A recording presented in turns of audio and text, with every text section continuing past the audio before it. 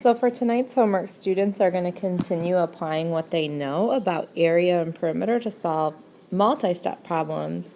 One of the keys here is to use pictures, words, and diagrams to help you solve. So one of the formulas you and your student will still need is to remember that when we're dealing with rectangular shapes, we're using the area model where area equals length times width.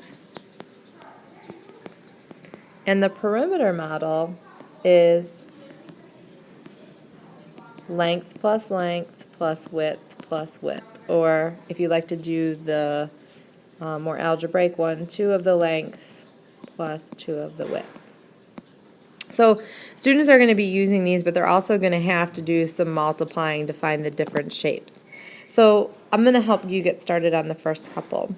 So the first thing that we teach students to do is to underline the key ideas in the problem as they read. So you should have your student be practicing that at home. So it says Katie cut out a piece of wrapping paper that was 2 times as long and 3 times as wide as the box that she was wrapping. The box was 5 inches long and 4 inches wide. What's the perimeter of the wrapping paper? So as you can see, there's many steps that the student needs to do to solve this.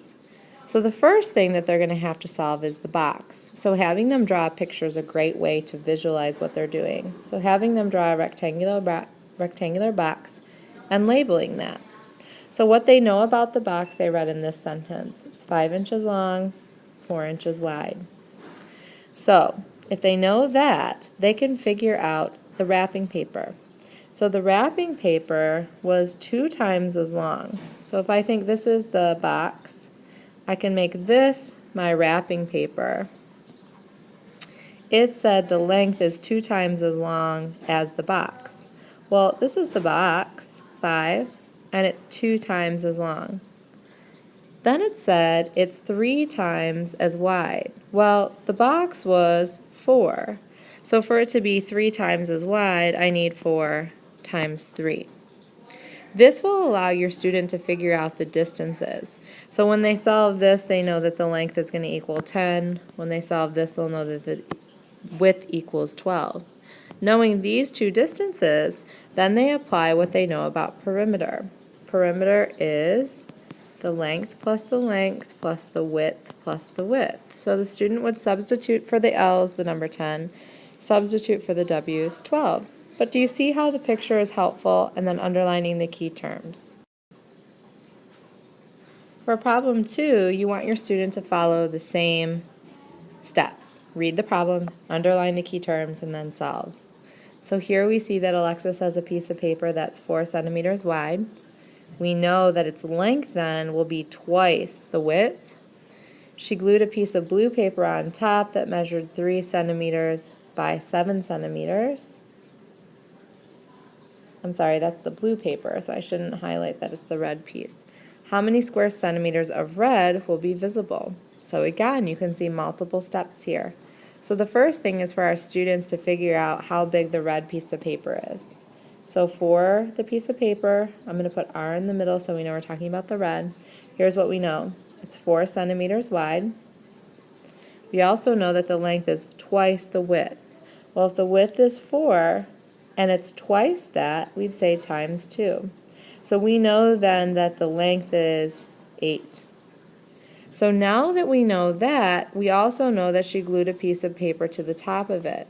And that piece of paper on top is going to be 3 centimeters. So if I think about that, that's about 3 centimeters by 7. And so this is about 7 right here. Because if this is 4, this could be 3. And this could be 7. So we want to show that visually, that she's putting that piece of paper over the top. Okay? And then how much will be visible? So first we have to figure out the area of the red piece of paper. Well, area, remember, is length times width. And if I come to the red, the original rectangle I made, I know that the length is 8 and the width is 4. So the area for this will be solved like this. To find the area of the blue piece of paper on top, I need to use its measurements. So its area will follow the same method, length times width. I'm going to use that pieces of paper's length and width, so 7 times 3, and then I'm going to solve. Once I have both of these solutions, I know the area of the larger piece of paper and the area of the smaller piece of paper. To be able to see how much is different, I would subtract. So I would take the distance of the red piece of paper, subtract the distance of the blue piece of paper, which is the smaller one, so this answer would go here, this answer would go here, and that will tell me how much space is left and not covered because I've subtracted out the area of the smaller sheet. So for this problem, I want to do the same thing that I've been doing, underline the key terms, and then solve. So I know that there's a kitchen. It has an area of 81 square feet. I know that the kitchen is 9 times the size of the pantry. And the pantry has a 3 feet wide side, and my question is the length of the pantry. So again, I'm going to use a picture to help me. I know that the total area of her kitchen is 81.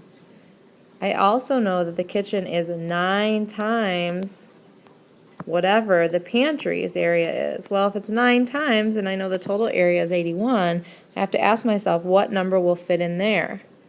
Well, the pantry we know takes up part of our kitchen. So in this case, the mystery number that goes here is going to be 9 because I know 9 times 9 is 81.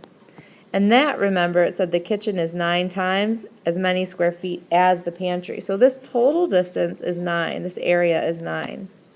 So if I know the area is 9, and they tell me that it's 3 feet wide, I have to figure out what's the length.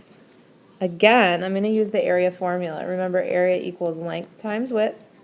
I know the area of the pantry is 9. I don't know the length, but I know the width. So I say to myself, if the width they just told me was 3.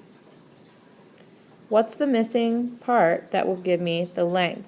So you ask yourself, what times 3 equals 9? On this problem, this is probably the toughest problem. They usually save the tough ones for last. So I know that the length of the poster is 2 times the width, and the perimeter is 72. So I need to say to myself, 72 is going to be equal to the length plus the length plus the width plus the width. That's the perimeter formula. And I know the width is going to be 2 times, or the length is going to be 2 times the width. So I have to do kind of a guess and check in here. I have to put a number in and then pick a length that's twice as much to get to 72. So let's, for example, try 10 first. If I think the width is 10, twice the width would be 20. So I'd say, well, if the width is 10, the length must be 20. If I add those up, I only get 60. So I need to keep going and pick higher numbers. So I'm going to just pick the next reasonable number to me, which is 15.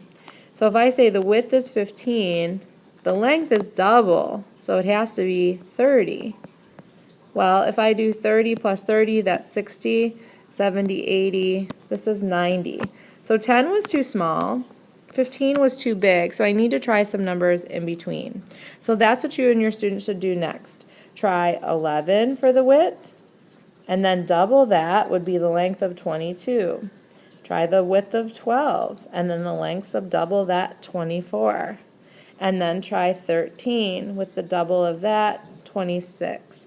So these numbers then you would substitute in for here, and you would just guess and check until you reach that number that gives you 72.